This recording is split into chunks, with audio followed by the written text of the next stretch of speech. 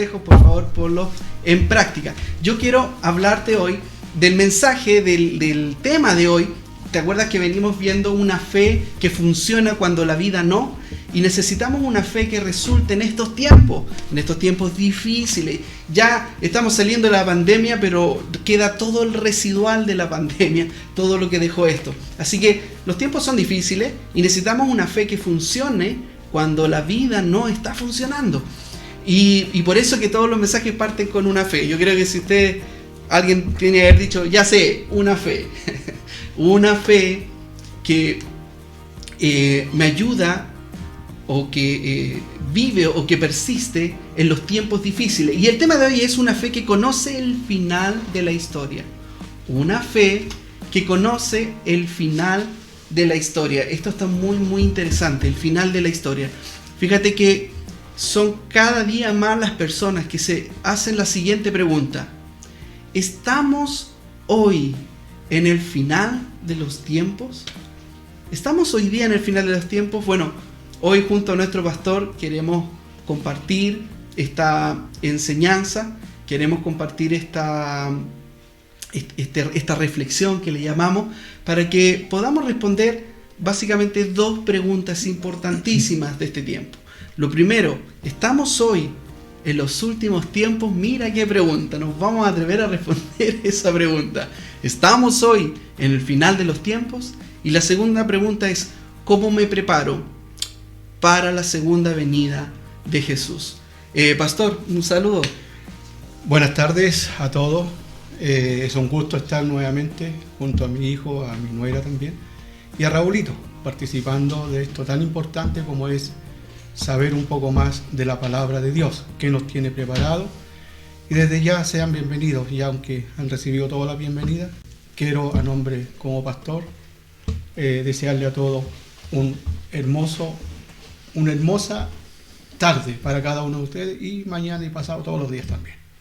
Bien, muy bien. Bien, estamos en los últimos tiempos, estaremos. Cuando partió la pandemia, como que todo se juntó, fueron muchas noticias al mismo tiempo. Me recuerdo que una de las cosas que al menos a mí más me impactó fue cuando Estados Unidos cerró la frontera. Cuando le dijo, señores, de aquí al jueves, y era un día, no sé, tiene que ser un día lunes, donde el presidente junto a toda la junta de quienes toman las decisiones, dijeron, vamos a cerrar las fronteras de todo el mundo que venga desde Europa, no podrán llegar, y se cierra la frontera. Y eso fue algo inédito en el mundo, nunca había ocurrido tal decisión. Y luego comenzaron a cerrar todas las fronteras de los demás países, y eso fue algo increíble, fue algo que nunca habíamos vivido. Jamás se había paralizado el mundo al nivel como ocurrió hace unos meses atrás. Eso empezó a frenar la economía, comenzó a generar caos, comenzó a generar crisis sanitaria, miedos, temores, y mucha gente empezó a decir, ¿será este el final de los tiempos? Fíjate que aunque no creas en Dios, todos saben que la historia se va conduciendo a un desenlace. Todos saben que de alguna u otra forma esto se va conduciendo a un cambio. Algunos lo llaman, va a venir un cambio de era. Algunos le echan la culpa al cambio climático para decir, viene un cambio de era. Pero en realidad, si lo vemos desde el punto de vista social, también sabemos que nos vamos conduciendo a un clímax, a un final.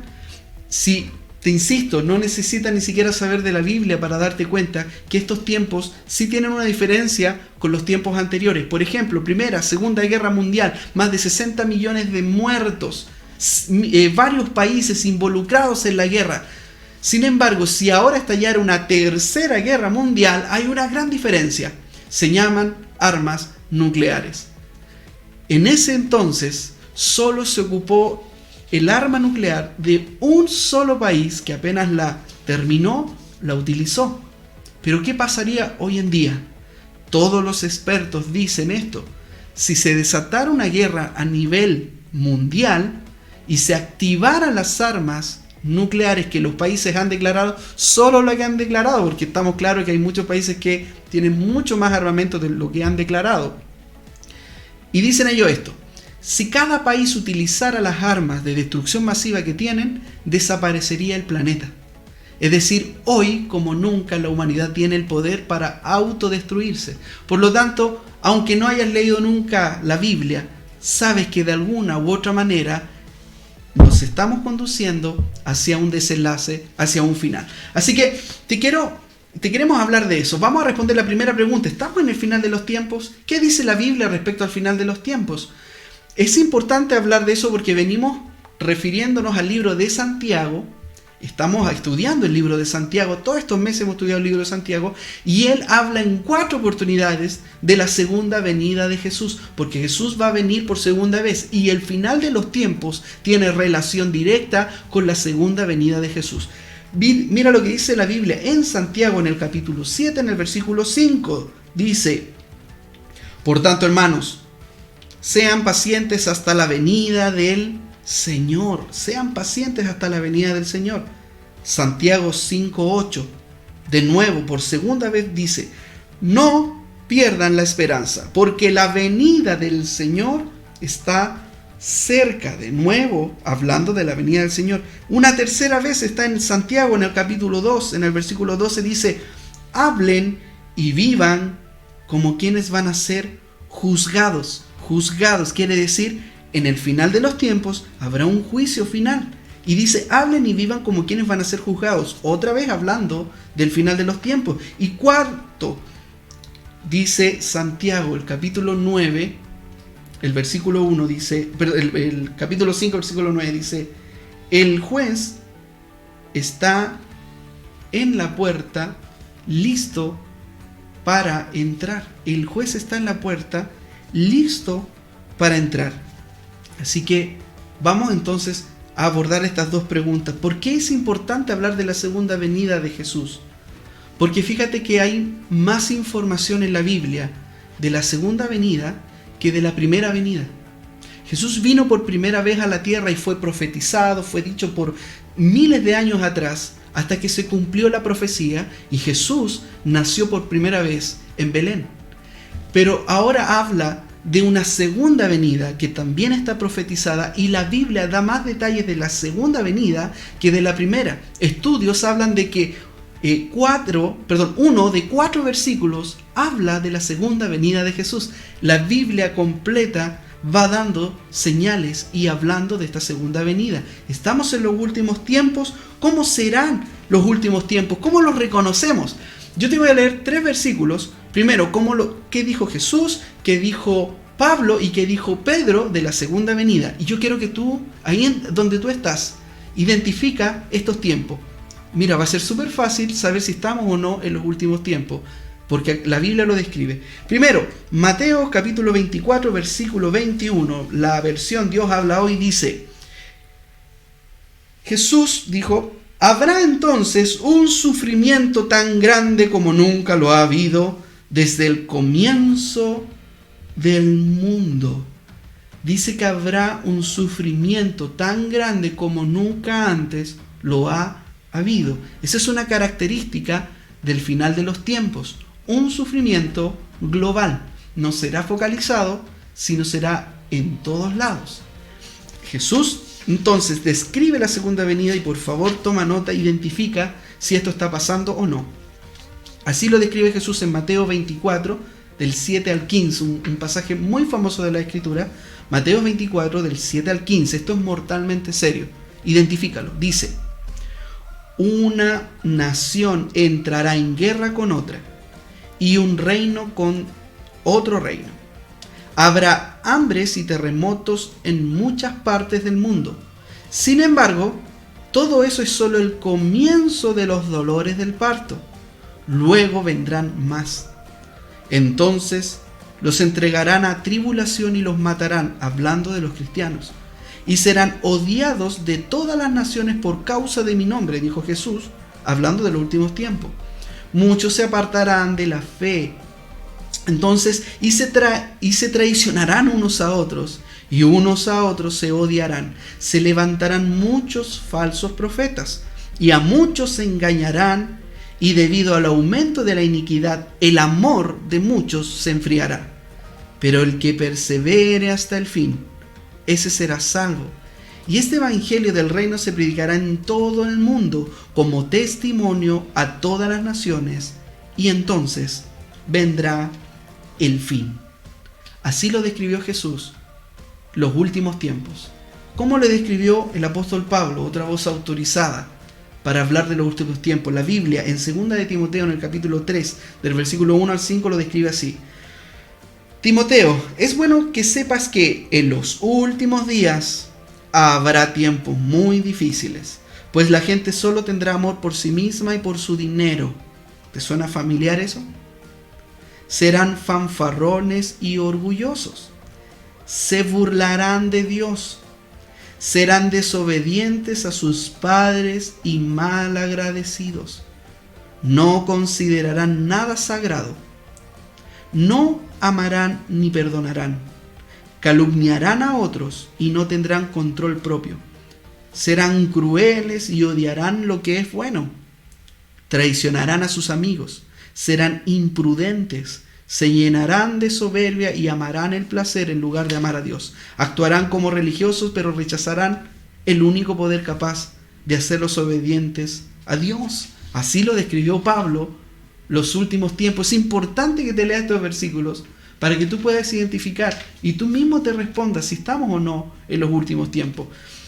La descripción de Pedro, en 2 de Pedro 3:3, lo describe así, dice: en los últimos días vendrán burladores que se reirán de la verdad y los ridiculizarán, porque están controlados por sus sentimientos y sus malos deseos. Solo quieren hacer todas las maldades que quieren. ¿Sabes? Si estamos o no en los últimos tiempos, hay algo que es seguro. Estamos en lo más lejos de la historia. Por lo tanto, estamos parados en el punto más cercano de la segunda venida de Jesús. Eso está claro. En 2000 años se ha esperado la segunda venida de Jesús y este tiempo, por una razón obvia, estamos en el tiempo más cerca de la venida de Jesús. En 2 de Pedro 3, del versículo 10 al 13, dice la Biblia: Pero el día del Señor llegará tan inesperadamente como un ladrón. Puesto que todo será deshecho, ustedes deben vivir una vida santa y dedicada a Dios, esperar con ansias el día de Dios y apresurar que éste llegue. Oh, qué interesante eso, apresurar que llegue el día de Dios. Esperamos con entusiasmo los cielos nuevos y la tierra nueva que Él prometió, un mundo lleno de la justicia de Dios. En Mateo, en el capítulo 4, dice 4 veces: prepárense para ese día. Prepárense. O sea, no vivan como cualquier otro día. Si yo sé que mañana tengo que tomar un vuelo de vacaciones junto a mi familia y vamos a ir al Caribe, este día no lo viviría como cualquier otro día. Este día nos prepararíamos porque sabríamos que mañana a primera hora partimos. Por lo tanto, sería un día especial. Un día que lo viviríamos con expectativas porque mañana tenemos un vuelo. Dios te dice: prepárate. No vivas como cualquier otro día. No vivas la vida como cualquier otra época. Porque la venida de Jesús está cerca. Está más cerca que nunca. Y muchas de las características del final de los tiempos ya la estamos viendo. Enciende las noticias y te está predicando Dios todo el rato diciendo: ya vengo, ya vengo. Revoluciones sociales, te diste cuenta que cada vez en más países hay revueltas, convulsión, por cosas, por un deseo de justicia, por la razón que sea, pero hay violencia. ¿Te diste cuenta de eso?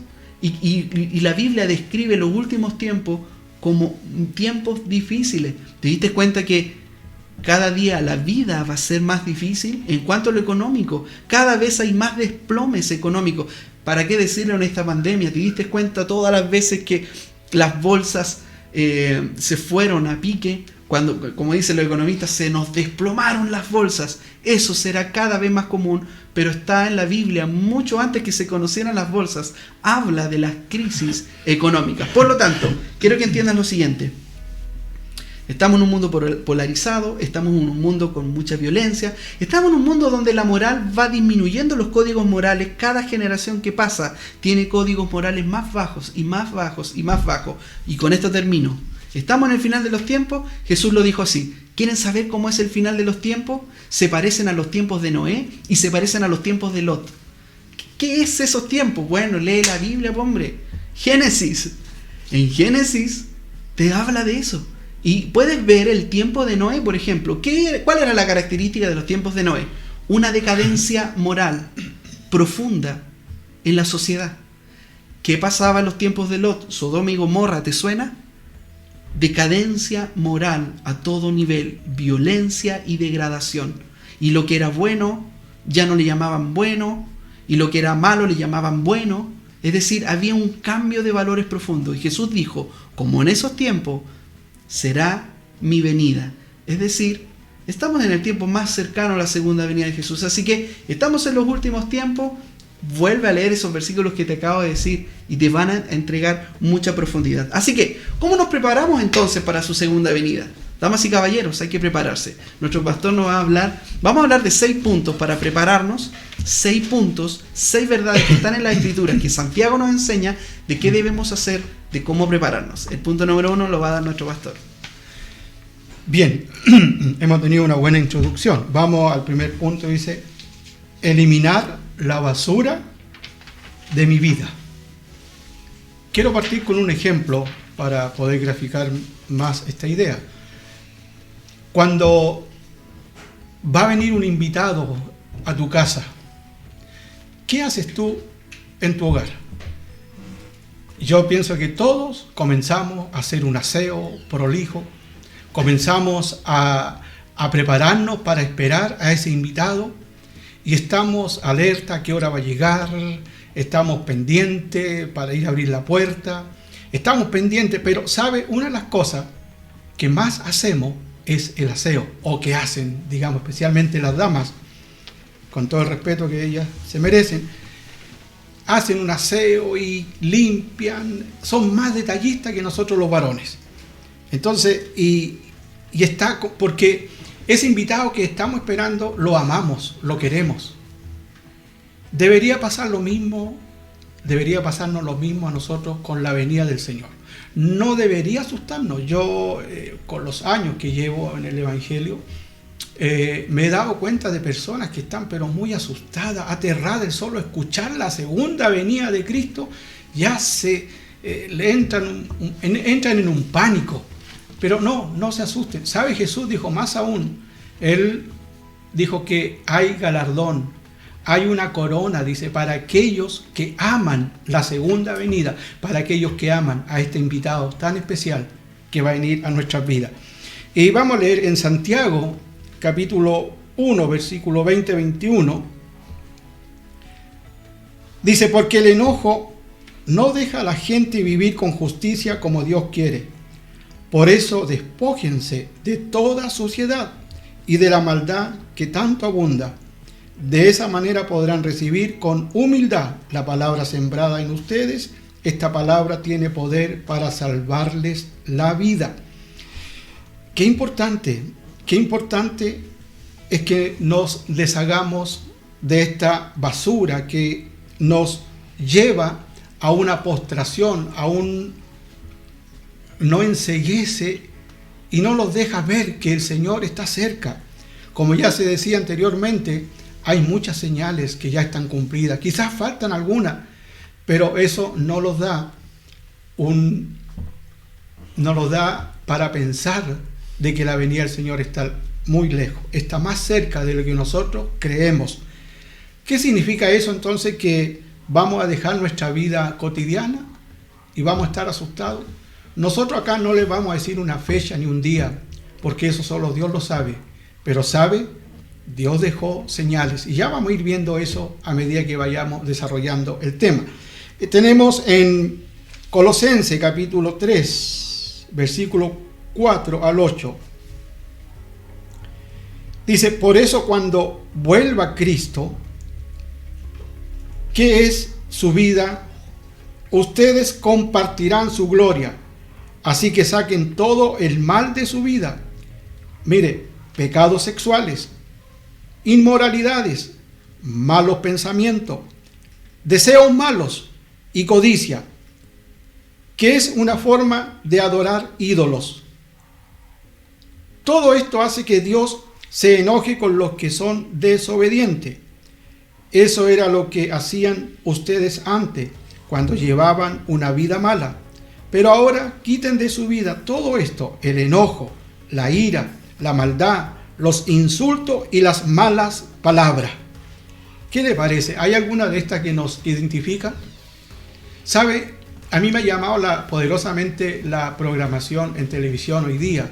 Los que venimos viendo televisión de muchos años atrás, de un caballero que dirigía el Festival de la Una, nunca se le escuchó un garabato, una mala palabra en su programa. Un hombre educado, y podría enumerar mucho. Hoy día no, hoy día la televisión cualquiera echa un garabato, cualquiera habla cualquier tontera y todos se la aplaudimos. ¿Le cuento algo más? Los festivales, el Festival de Viña, iban gente a contar chistes, cómo lo hacían, y nos hacían reír a todos, pero hoy día todo es garabato, todo es insolencia. Entonces, estamos viendo que nuestra vida tenemos que limpiarla, nuestra vida tenemos que limpiarla, tenemos que asumir una responsabilidad fuerte mientras Él viene a buscarnos. Nosotros tenemos que estar en esta preparación. Yo sé que a veces a lo mejor no nos gusta este tipo de temas. Mire, pecados sexuales. Hoy día la pornografía ya es algo que... ¿Sabe usted que la pornografía es uno de los negocios más rentables? Incluso que el tráfico de drogas. Averigüen y van a encontrar. Las inmoralidades, malos pensamientos, malos deseos, codicia. Y sabe que todo esto son malas actitudes de una idolatría. Tenemos quitar de nuestra vida, ¿qué cosa? El enojo, la ira, la maldad, los insultos y malas palabras. Ahí están los insultos y las malas palabras. Dios nos ayude para que podamos eliminar la basura de nuestras vidas. Bien, lo segundo que debemos hacer para prepararnos para la segunda venida de Jesús es permanezco cerca de Cristo. Permanezco cerca de Cristo. Es lo segundo que podemos hacer para prepararnos para la segunda venida de Jesús. La Biblia en Santiago, en el capítulo 4, del versículo 5 al 8, dice: el Espíritu que Él hizo morar en nosotros nos anhela celosamente. Así que entrégate por completo a Dios. Acérquense a Dios y Él se acercará a ustedes. Debo estar cerca de Dios en todo tiempo. Tú estás tan cerca de Dios como quieras estarlo, porque cuando tú y yo nos acercamos a Él, Él se acerca a nosotros. Eso es una promesa. Así que estamos tan cerca de Dios como queremos estarlo. En todo tiempo necesitamos estar cerca de Dios. Y hoy día, más que nunca, Primera de Juan, el capítulo 2, el versículo 28 dice: permanezcan en comunión con Cristo para que cuando Él regrese estén llenos de valor y no se alejen de Él avergonzados. Estén cercas, permanezcan en comunión. Como decía David, mejor es un día en tus atrios o en tu casa, que en este tiempo sería en tu presencia, que 1000 fuera de ellos. Mejor es un día estar completamente con Dios y en Dios, que estar toda una vida desconectado de Él. Este tiempo de espera es el tiempo de estar con Dios. Finalmente, Primera de Juan 3, del 2 al 3 dice: queridos amigos, ya somos hijos de Dios y no podemos ni siquiera imaginarnos lo que vamos a hacer cuando Cristo venga. Pero sí sabemos que seremos como Él, porque lo veremos tal como Él es. Y todos los que tienen esta gran expectativa se mantendrán puros. Todos los que tienen esta gran expectativa se mantendrán puros, así como Él es puro. Los que tienen la expectativa de que Cristo va a venir es el antídoto para no caer en la corriente de la sociedad, en la corriente del mundo, en la corriente hacia donde todos van corriendo. Cuando tú vives con la perspectiva de que Cristo viene, entonces comienzas a vivir en más pureza, en más santidad. ¿Por qué? Porque sabemos que Él viene. Así que, número 2, permanezco cerca de Cristo. Usar los problemas para fortalecerme espiritualmente. Este es el punto 3. Usar los problemas para fortalecerme espiritualmente. Mientras estamos en la vida, usaremos los apuros, los problemas, usar el estrés, las dificultades para fortalecernos espiritualmente.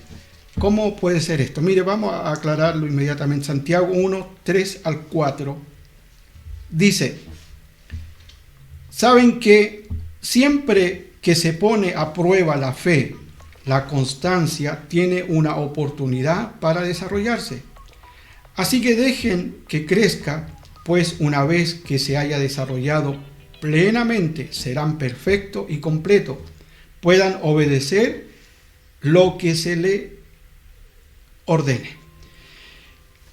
Nosotros por lo general llevamos una vida muy fragmentada, llevamos una vida en que los problemas, indudablemente que a todos nos llevan a angustias, aflicciones, desesperaciones. Pero sabe que en este tiempo en que esperamos la venida del Señor, los problemas no van a acabar, siempre van a estar. Ya estamos aquí con un problema generalizado, podríamos decir mundialmente, un problema que a todos nos ha afectado, a unos más, a otros menos, pero a todos nos ha afectado.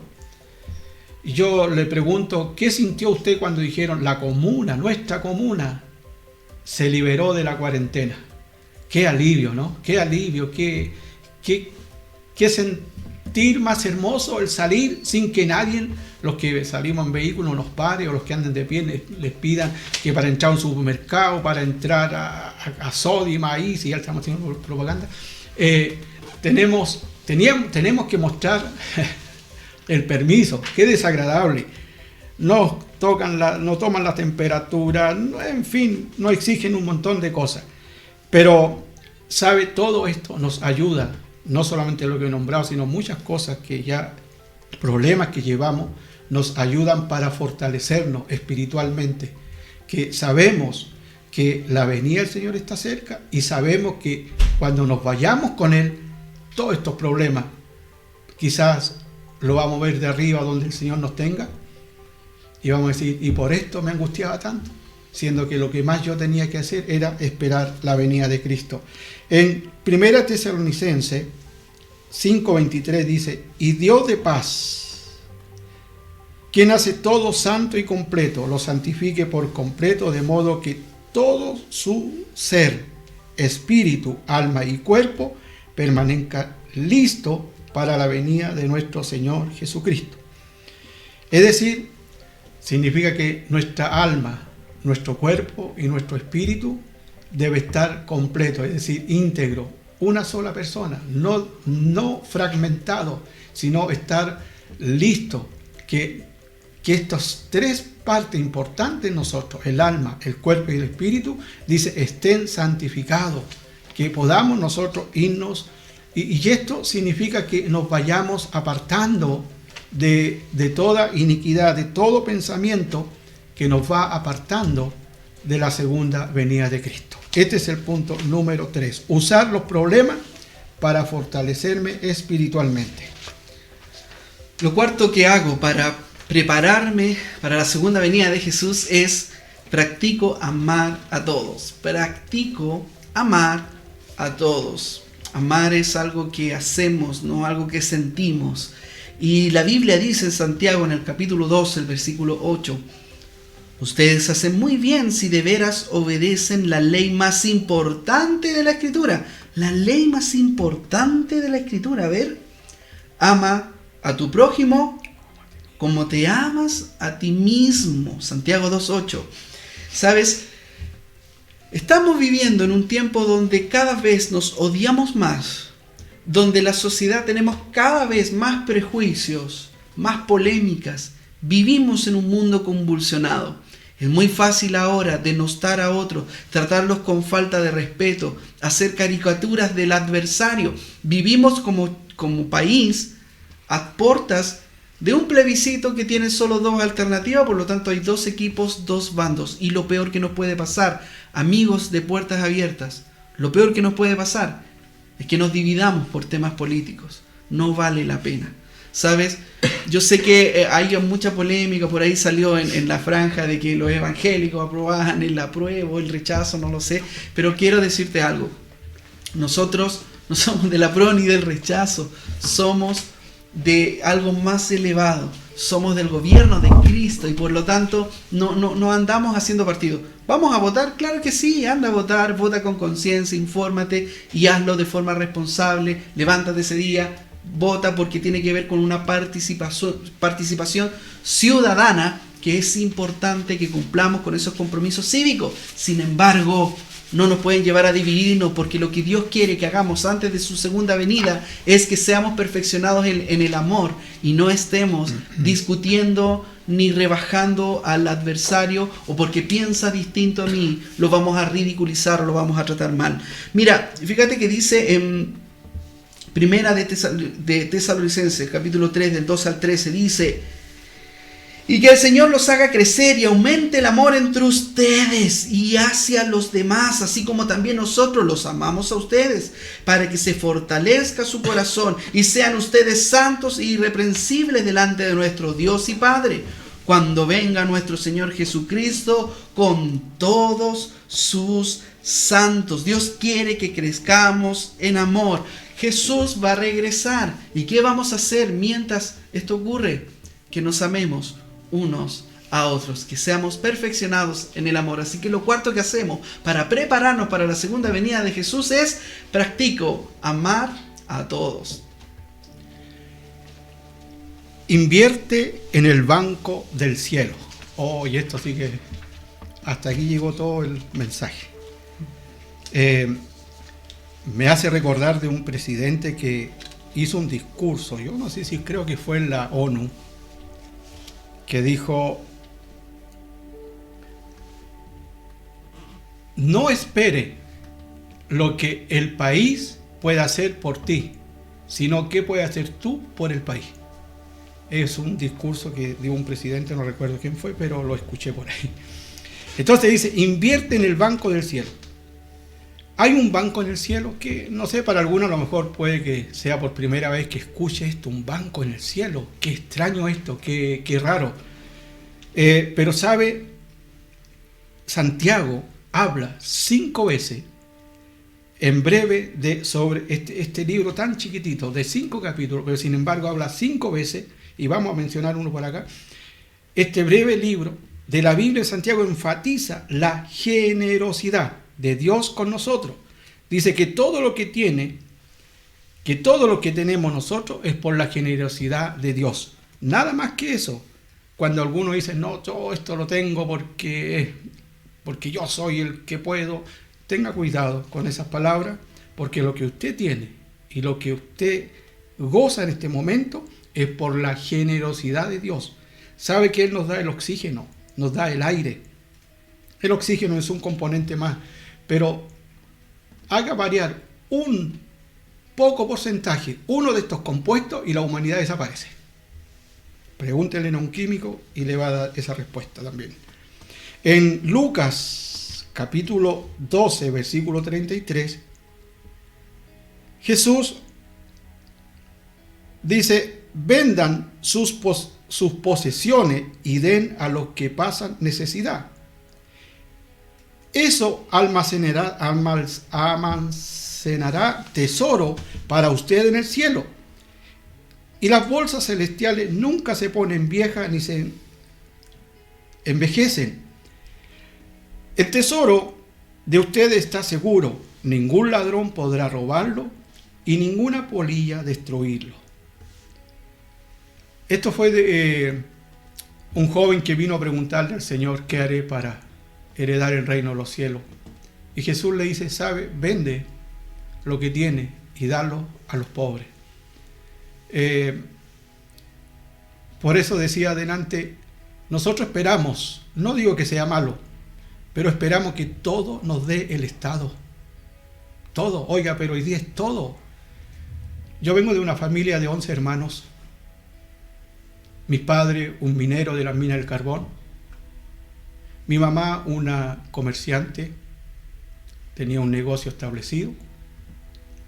Nunca le escuché a ellos, mire, vamos a ir a la municipalidad para que nos ayude con el familiar, nos ayude a hacer una casa. Nunca. Ellos rajuñaban. No digo que una ayuda del Estado sea malo, yo muchas veces lo he recibido y vaya que se siente bien uno, pero no es lo mismo que siempre dependamos de eso.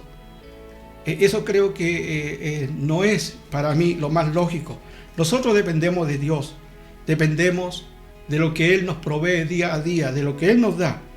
Y dice que lo que tenemos, ¿hay algo que nosotros podamos ayudar a algún necesitado? ¿Sabe que hay dos tipos de personas que la Biblia menciona que nunca debemos olvidarnos? Las viudas y los huérfanos.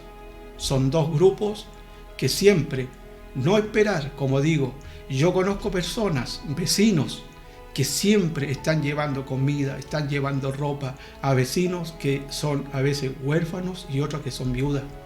Y allí están permanentemente preocupados de eso.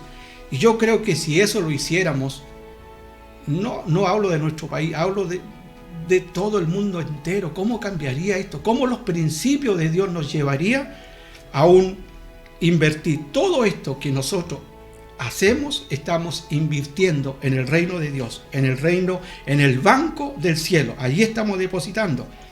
En Proverbios 19:17, ayudar al pobre es hacerle un préstamo al Señor. Dios mismo te recompensará. En otra versión también dice: a Jehová presta el que da al pobre, y el bien que ha hecho se le volverá a pagar. Y hay otra versión que dice que se le volverá a pagar con intereses. Es decir, cuando usted está dando a alguien, no para ser visto, no para que todos lo vean, sino que allí en privado, sabe que usted está recibiendo el bienestar de Dios. Cuando usted da al pobre, ¿sabe quién es el pobre? Mire, cuando usted da a esa persona que sabe que no le va a poder devolver, sabe que Dios está tomando en cuenta eso que usted está dando. Está usted atesorando tesoro en el cielo. Y por último, 1 Timoteo 6, 18, 19.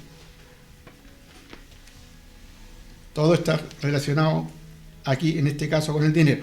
Dile que usen su dinero para hacer el bien. Deberían ser ricos en buenas acciones, generosos con los que pasan necesidad y estar siempre dispuesto a compartir con otros lo que Dios le ha dado. Si así lo hacen, estarán acumulando un tesoro en el cielo que será una base firme para el futuro. Entonces podrán tener también aquí en la tierra la verdadera vida. La palabra del Señor que estamos usando, estamos aquí con estos versículos, nos está dando una gran enseñanza, porque ¿sabe lo que pasa? Cada vez que damos, rompemos las garras del materialismo. Esto es tan arraigado en nuestra sociedad, el romper las garras del materialismo. ¿Sabe usted que hay más felicidad en dar que recibir? Hace pocos días había un joven en la esquina del semáforo haciendo malabares con unas pelotitas. Y me llamó la atención. Llevaba siempre, le doy una moneda. Mire, lo cuento esto solamente para ver lo que pasa en estos casos. Y sabe que algo me dijo: dale un billete. Y le di un billete de 1,000 pesos. Algo, yo creo que para algunos a lo mejor es muy común. Yo creo que algunos a lo mejor han dado mucho más. No lo desconozco. Pero para mí creo que es la única vez que he dado dinero a una persona como esto. Pero sabe que ese joven se deshizo en alegría. Oiga, me decía: papito, hoy, ojalá unos 10 de estos nomás que salieron hoy día, me decía, hoy sería el hombre más feliz. Oiga, ese es un hombre que reconoció. ¿Sabe lo que yo, más que eso, porque podría haberle dado más, no digo que tengo, pero podría haberle dado un poco más, pero ¿sabe lo que me causó? Fue la alegría de dar. Oye, qué alegría. Y esto no es una ni dos, yo creo que he perdido la cuenta de las veces que he dado y me siento contento. Así que cuando salga de aquí no me pida. Pero no, mire, es verdad que uno se siente contento. Yo no sé si ustedes tuvieran la oportunidad de escucharle, van a decir, mire, a mí también me pasó con esto. Y siento gozo, siento alegría. Esa alegría es la que quiere Dios hacernos pasar a nosotros. El dar produce alegría. Dios les bendiga grandemente. Muy bien, ahora vamos con el último punto de esta tarde. Señores, dice, uso los dones que Dios me dio para alcanzar a otros. Uso los dones que Dios me dio para alcanzar a otros. Una cosa muy importante que tú debes saber de tus dones es que Dios no te dio los dones para que tú los disfrutes, sino los dio para otros. Tus dones son para otros. Si tú usas tus dones con otros, otros salen beneficiados. Y por lo tanto, tú necesitas que yo pueda poner por obra mis dones para que tú salgas beneficiado, pero yo también necesito que tú actives tus dones para poder yo también ser bendecido. No olvides esto. Los dones son para otros. Tus dones son para bendecir y beneficiar a otros. La Biblia dice en Santiago 4:17 respecto a él, enfoquemos este versículo respecto a nuestro uso de los dones. Dice, porque quien sabe hacer el bien y no lo hace, comete pecado. Una pregunta, ¿a quién estás ayudando con tus dones? ¿A quiénes estás alcanzando con las cosas que Dios te dio de hacer bien? Ninguno de nosotros es bueno en todo, pero en algo somos buenos. Y en ese algo es donde Dios te quiere usar y quiere que lo disfrutes. Tus dones Dios los puso en ti para también poder expresarlo y expresar en tu corazón. Si bien se van a beneficiar otros, tampoco Dios te va a dar un don que te desagrade. Al revés, va a estar diseñado a tu medida. Por lo tanto, ¿estás ayudando con tus dones a otros? Mientras esperamos a Jesús, Él quiere que usemos nuestros dones para bendecir a otros. Primera de Corintios, capítulo 4, desde el versículo en el 4 y el 7, un extracto dice: siempre doy gracias a mi Dios por ustedes y por los dones inmerecidos que les dio ahora que pertenecen a Cristo Jesús. Ahora tienen todos los dones espirituales que necesitan mientras esperan con anhelo el regreso de nuestro Señor Jesucristo. Amén. Mira, no vas a vivir bien hoy si no conoces tu futuro. No vas a vivir bien hoy. Podemos resumir todo lo que hemos hablado esta tarde en esta frase: que no vas a vivir bien hoy si no conoces tu futuro. Si conoces tu futuro, vas a poder vivir bien. ¿Cuál es mi futuro? Tu futuro y el mío es con Cristo, porque Él regresará por su iglesia y estaremos una eternidad con Él. Lo lindo de leer la Biblia es que tú puedes saber por adelantado el final de la película y te ahorras toda la tensión en el medio. Porque en el final de la película Dios describe en su palabra que somos del equipo campeón, salimos ganando. Tú y yo estamos en el equipo que sale ganando. No necesitas angustiarte. Mira, cuando uno sabe el final de la película, pierde el brillo de la película, porque al final ya toda la tensión desaparece. De hecho, por eso siempre le decimos a nuestro amigo: no me conté el final, no me conté el final, no me conté el final. ¿Y por qué hacemos eso? Lo hacemos porque no queremos perdernos la tensión de la película por saber el final. Bueno, pero eso no lo necesitas en tu vida. Tú puedes saber desde ya el final y te ahorras la tensión de los capítulos previos al final. Podemos estar seguros. ¿Por qué podemos tener paz en medio de un mundo que convulsiona? Porque conocemos el final de la historia. Amigo mío, somos del equipo campeón. No hay por qué angustiarse. Es fácil angustiarse mirando todo lo que ocurre a nuestro alrededor. Pero no te olvides que al final de la historia somos del equipo que sale campeón y ganador. Fíjate lo que dice la Biblia. Esto lo aprendí. Quiero serte franco que muchas de las cosas que leímos, de cierta forma ya las hemos visto en otras oportunidades. Me he topado con estos versículos. Pero esto de verdad que hoy día abrió mi cerebro, mi cabeza. Fue algo muy lindo que aprendí hoy día y te lo adivino. Lo quiero compartir contigo. ¿Por qué se tarda tanto Dios? ¿Por qué correr el riesgo de que los cristianos incluso hagamos el ridículo diciendo que Cristo viene y ya han pasado 2000 años y no pasa nada? Es más, los versículos que te acabamos de leer fueron dichos hace más de 2000 años. Y en 2000 años Jesús no ha vuelto. Y entonces, ¿por qué leemos que Cristo va a venir? Y además, en todas las generaciones la iglesia ha encontrado en sus tiempos el final de los tiempos. ¿Qué me dices tú de la iglesia de la Edad Media? Cuando estaban en plena pandemia de la peste bubónica, yo creo que todo el mundo esperaba la venida de Jesús, porque Jesús dijo que habrían pestes. En esos tiempos no se conocía la palabra pandemia, se le llamaban pestes, pero es lo mismo. Y todo el mundo cristiano encontró el final de los tiempos en esos tiempos. ¿Qué me dices tú de la Primera y Segunda Guerra Mundial? Entre medio de las dos guerras estuvo la peste española, la gripe española. Y por lo tanto eran tiempos para creer que Jesús venía y no vino. Y ahora sí. Bueno, entonces la pregunta es, ¿por qué tardas tanto, Dios? ¿Por qué hacerlo tan extendido? ¿Por qué no venir antes? Y este versículo lo revela y no lo había entendido así. Hoy lo entendí. Hoy. Segunda de Pedro, el capítulo 3, el versículo 15 dice: y recuerden que la paciencia de nuestro Señor da tiempo para que la gente sea salva. Y recuerden que la paciencia de nuestro Señor da tiempo para que la gente sea salva. Eurekas.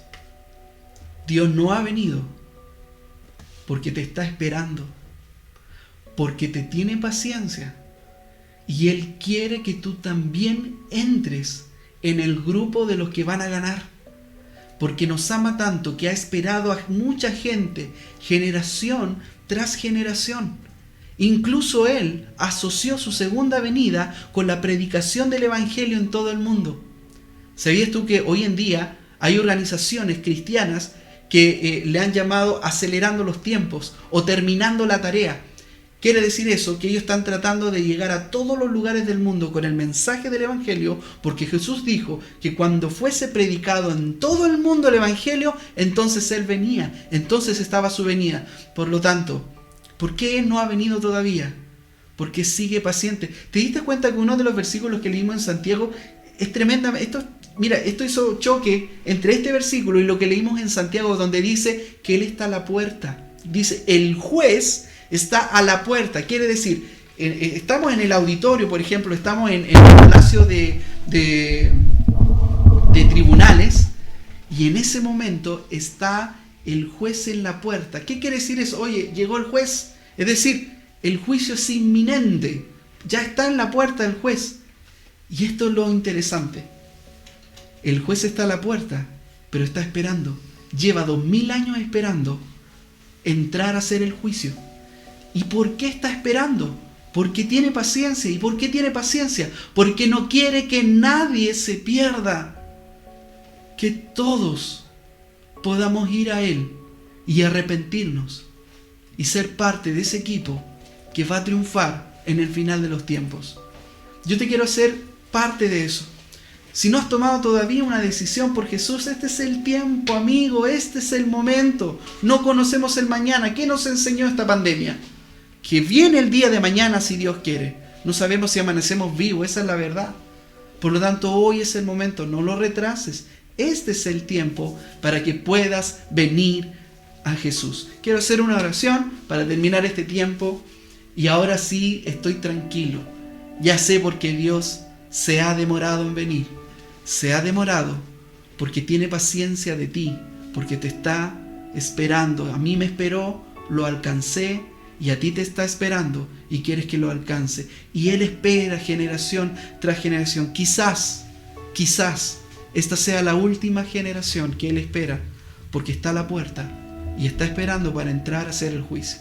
Que Dios te bendiga. Vamos a orar. Dios, oramos en este tiempo donde continúa la pandemia. Señor, oramos para que tú nos ayudes a poder esperarte, a prepararnos para tu segunda venida. Si hay una verdad poderosa, maravillosa, algo que revoluciona mi vida, es saber que tú vienes. Algo que cambia totalmente mi perspectiva de vida. Lo que me preocupaba antes ya no me preocupa cuando pienso que tú vas a venir por nosotros. Señor, tu segunda venida, tú estás a la puerta, vas a entrar al juicio, pero estás ahí esperando con paciencia porque no quieres que nadie se pierda, sino que todos vengan al arrepentimiento. Señor, hoy entendemos que has tenido paciencia, pero también sabemos que todo tiene un límite y estás por venir. Estás a la puerta, estás más cerca que nunca. Señor, te esperamos, te anhelamos. Señor, oro por los que no te conocen y quiero hacer una oración por ellos. Señor, hoy te recibo en mi corazón como mi Señor, como mi Salvador. Creo en ti, que eres el Hijo de Dios, el que ha enviado el Padre para salvarnos, para perdonar nuestros pecados, para limpiarnos de toda maldad y para traernos a su familia que un día vendrá a buscar. Señor, gracias por tus promesas y te recibimos en nuestro corazón y te damos la bienvenida a nuestra vida. Ven, Cristo, ven a nuestra vida, ven a nuestro corazón. Gracias, Dios, por tu mensaje, por esta reflexión y te esperamos con todo el corazón. Te amamos, Jesús. Amén.